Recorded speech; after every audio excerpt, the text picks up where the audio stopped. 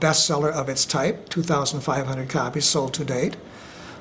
And we are now publishing a booklet on the history of the lighthouse. I'm sorry, the lighthouses, the piers, and the channel. We're working on one on the depot. We're working on a DVD on the Earl Young programs I've given, and it's just one thing has led to another, and it's like it's not going to stop because the history of this town is so deep and so rich and so broad. What a wonderful thing for you to stumble on at this stage of your life. I would imagine it's really been rejuvenating in some ways. Well, some people my age don't like to get out of bed in the morning because they don't have anything to do. They're retired. I don't like to get out of the bed in the morning because I have too much to do. You think you might want to relax a little bit. But to change and move into a different direction. What did you do before you got so involved? When you came back, you I worked for the University of Michigan in the administration for several years, and then I got discouraged with that, and I went to Europe for a year and a half. And I came back, and I was going to be writing, and I needed a job, so I started working here at the Lodge Motel.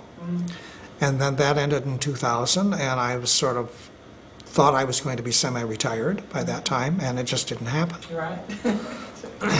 But it has been extremely fulfilling, and it is almost like becoming another Sherlock Holmes. Yeah. The more you discover, the more you want to discover and put together, and it's just been so exhilarating just bringing all this stuff.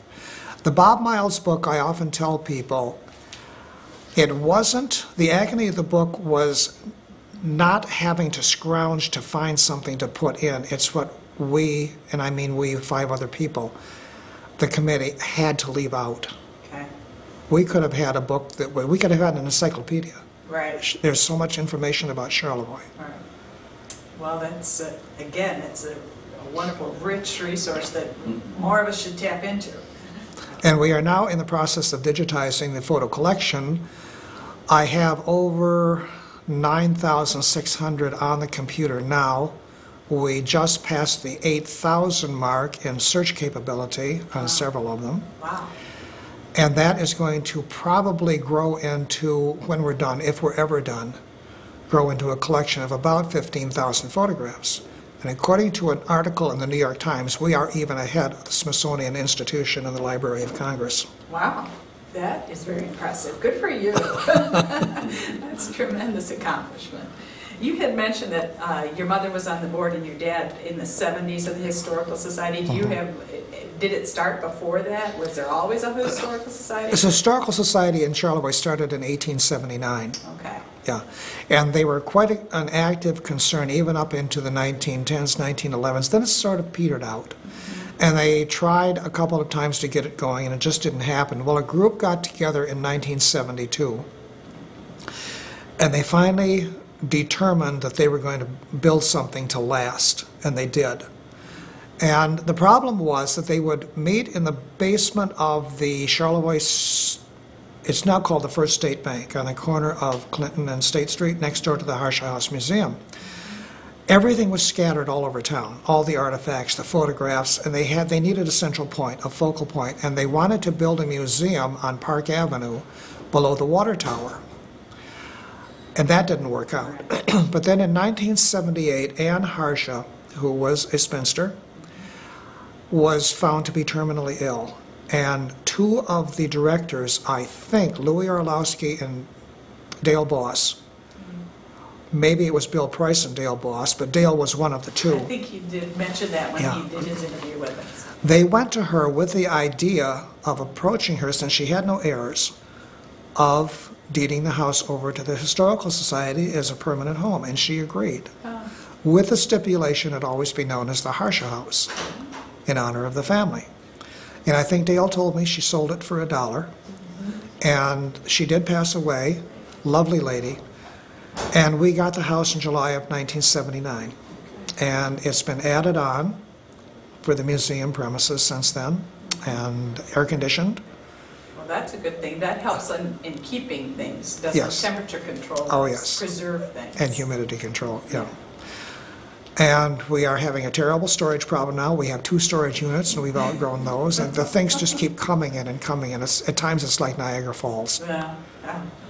Well, Do you think it probably sounds like that during the Depression and during the harder times when people really didn't have a lot of time to focus on things like history, but were just concerned with trying to make ends meet, that was when the society fell apart or fell away a little Could bit? well be. Seems It just, we lose, there's just no record of it after a certain period of time. that time period, yeah. There's a hole in the history. All right, we're moving on, huh? Okay. How about your involvement with Earl Young? Share. Well, the Earl Young involvement came about rather inadvertently. In 2004, there's always been interest in Earl Young, and the Chamber of Commerce published this little walking booklet of it, and that's about the only thing we had. In 2004, a very lovely young lady by the name of Kelly Simpson called me, and she said she was doing her master's thesis at Eastern Michigan University on Earl Young. She had always been in love with the cottages, the houses, from the time she was a little girl. Well, this beautiful, lovely young lady was one of the most tenacious creatures I have ever met.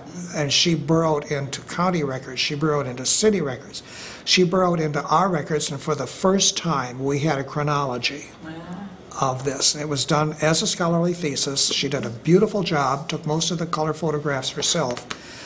So I thought to myself, why not give a program on Earl Young? That now we have all the information. Well, this sort of blossomed. Let me just interject here. We do have a copy of her master's thesis here at the library. Yes. One in our collection and one to circulate. Yes. For people who are interested. Same at the Harsha House. One for safekeeping and a very safe place. Yes. So the more I got into Earl Young, now here was another case of being too close to the forest to see the trees. I live a block from one of the main sections of his houses. The park, we call it the Park Avenue block. It's just always been there. Earl would drop in to talk to my father. I always knew him. And I never realized the importance of what this man did until finally one day I said to myself, you're going to take a walk and you're going to go up to Park Avenue, you're going to walk out to Boulder Park, and you're just going to stand and look at these houses. And I took a few hours to do this. And it was like, you stand there and look at them, and all of a sudden this detail, this love for what he was doing comes out at you, and you see things that you never knew were there before. And it happens every time you look at one of his buildings. So this developed into doing a program. The program was so successful, I did it twice. I divided it up into two parts last year, 2007, here at the library, and you know what happened that night. We had more people in the community room than we had ever had before. That's true. 2 weeks in a row, which was very gratifying. Yeah. So now we're working on getting a DVD done. It's going to be over 400 images, and it's hard to believe, but this man had quite a life. And here is Earl Young, taken by my father. That's wonderful. One of the two very good portraits my dad did of him. Now, Earl was a very controversial man, and a lot of people didn't like him. By his own admission, he was terribly difficult, and he could be a pistol to work with. But my father was a very good friend of Earl's from the time he came to Charlevoix in 1917 until Earl passed away in 1975. Oh, how wonderful. Yeah, it was a half a century of friendship. Yeah. And he always admired Earl. He said that Earl Young did more to put Charlevoix on the map than any other man, not by anything he ever wrote or said, but by what he did. Right. And it's growing, the interest in Earl Young's work is growing exponentially. Every year, more and more people want to know about this man, which is why we want to get this DVD done. We want to get information out on the internet. Yeah. So the more people who know about Earl Young, the more come to Charlevoix. This is one of his early Boulder Park houses. Now, every one of the houses has an idiosyncratic touch. Each one is different than the other. And this one is called the American thatch style. It looks almost like it should have a thatched roof. Yes. But you see the heavy overhang. And the interesting thing about this house is the proximity of the fireplace and chimney to the main entrance. You would think it would be around on the side, but it's not. So you walk in, you can, the wrapping of the shingles is what gives it that look. Yes. The thatch. And one of the most incredible things he ever built, of course, was Boulder Manor. He started this in 1928, and he had the stonework up, he had the top roughed in, There was nothing inside, no plumbing, no electricity, no rooms, and the Depression hit. And he lost it to the bank. And it was a terrible, terrible blow, because this was the house he had always dreamed of building. He didn't get it back until December of 1937, and he finished it up in 1939. He was, all through the Depression, he never knew if he was going to be able to finish it. But when I take bus groups now down to Boulder Park to see the Earl Young work, whenever we pass the hospital and this comes into view, there is a collective gasp on that bus that none of his buildings elicit. Right, yeah. It's just the way those boulders go together in the chimney itself and the whole arrangement of it, it's an incredible piece of art. It is. Yeah. The more you look at it, and inside it's absolutely stunning. Yeah. And people call them the Hobbit houses, it's called Smurfville, the Gnome homes, the Tolkien homes, the Hobbit houses, did I just say Mushroom that? houses. Mushroom houses, yes. Yeah. This is called the Half House. This is on Park Avenue. And this, to many people, is the quintessence of his style. It's also the smallest one he built. And he built this and two others, not for sale, but for rental properties. And they were not put on the market until after he died in 1975. And of course, the Mushroom House, it doesn't look quite like it does in this picture because Mrs. Wallace, who owns it, just put a new roof on it. But this is the official Mushroom House. And Janine told me, Janine Wallace, that the rooms are so irregular in this house all the way around, it's like a circular pattern, that she doesn't even know the exact square footage of the house. And Earl got interested in Onaway stone, which is quarried over by Onaway in northern Michigan. And he got into using the diagonal. And this is the purest expression of the diagonal form that he did with Onaway stone. This is the Mushroom House fireplace. Okay. And in 1948, Harry Sutcher, who founded the Speedway 79 Corporation, and had commissioned Earl to build a house down by Lake Michigan near the hospital. And this is the fireplace in there. And you can see him coming close to, this was 3 to 4 years before he did the Mushroom House. Okay. So you can see how he's working with the diagonals and even bringing them in on the beams Right. to focus in on the fireplace. That's also Onaway stone. Yes. And this is the fireplace of the Weather Vane Terrace Motel. And you see there's a reddish type of stone here. Earl would drive up to Canada around the Sioux where there was a red sandstone, some of it quarried out to make way for a Sioux Canal. And he would pile this stone into his car and drive it back 100 miles to Charlevoix. That's neat. The window over here was made in Poland in 1897. And so he was employing salvage in some ways in his architecture. Yes. also. Now, let me go back to the Mushroom House here. You can't really see them too well in this photograph, but these windows are leaded pane, and they came from a Polish castle that ended up in a lumber baron's mansion, which was demolished, and Earl got a lot of his materials from these demolished mansions downstate. For him. And here, of course, is his masterpiece, the Weather Vane Restaurant. The old mill that used to be here was built in 1885, and he bought it after waiting 10 years for the family that owned it to finally get their differences resolved. It came down in 1953, and he had this done by 1954. It opened up in July of 54. So That's it's remarkably fast. 54 years now it's been in business. Now, this is the building that fascinates me. Just like everybody else in Charlevoix, I've probably been in it several hundred times for meals, for meetings, for meeting friends, for having a drink, whatever.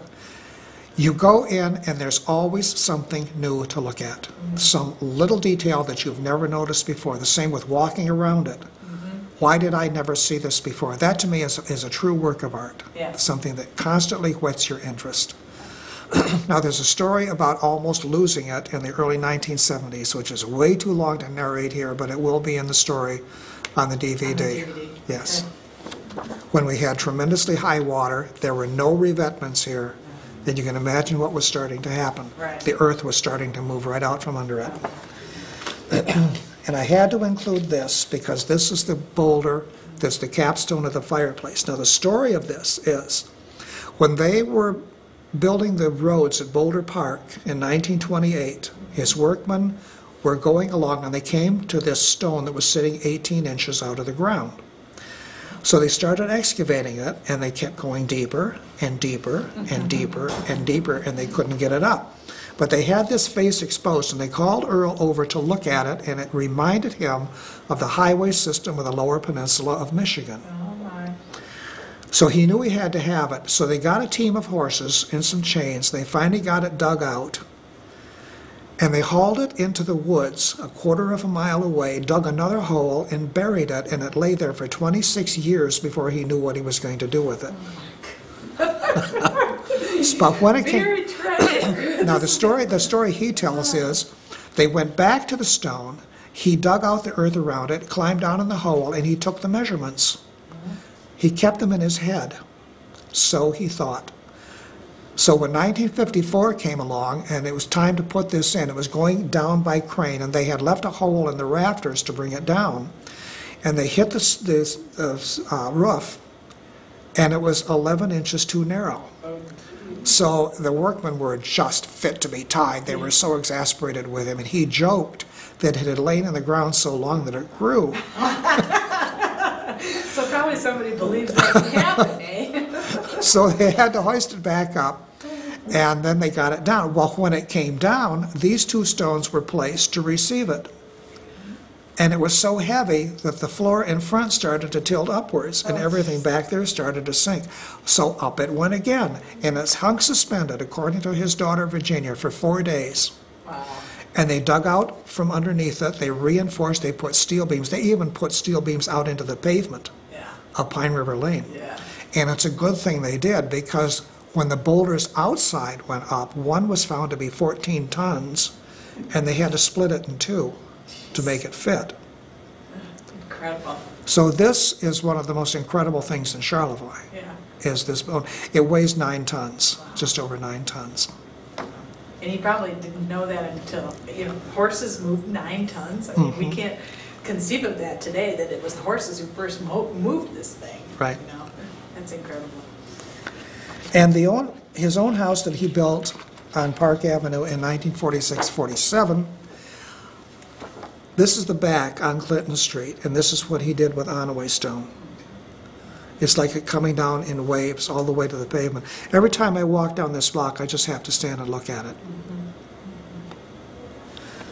And Earl was such a meticulous, on-the-spot designer and builder.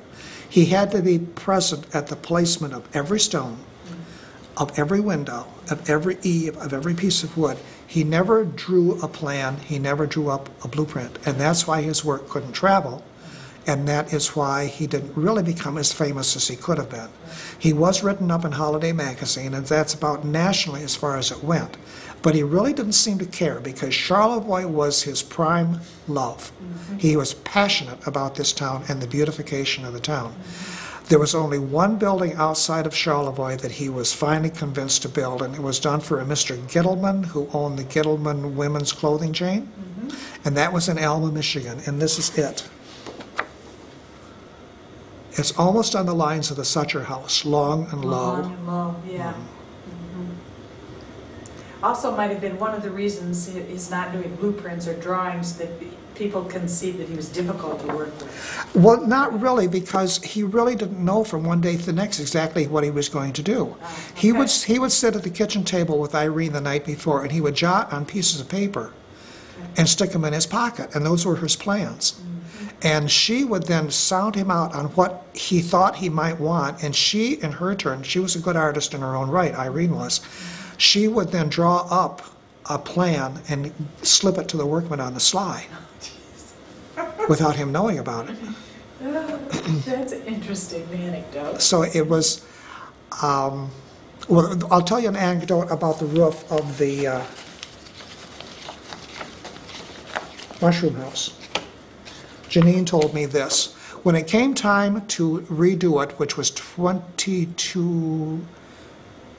In 1980 something or other, I can't remember, 1980s. It's just like every 20, 25 years it has to be done. She found the original person who did this, the original, in the Upper Peninsula. Every one of the shingles was handcrafted. So she was talking to him, and he told her that when he first came down here, Earl was not on site, but the shingles were. So they started to go to work, and they started putting in tidy little rows. And Earl arrived and yelled, "Stop!"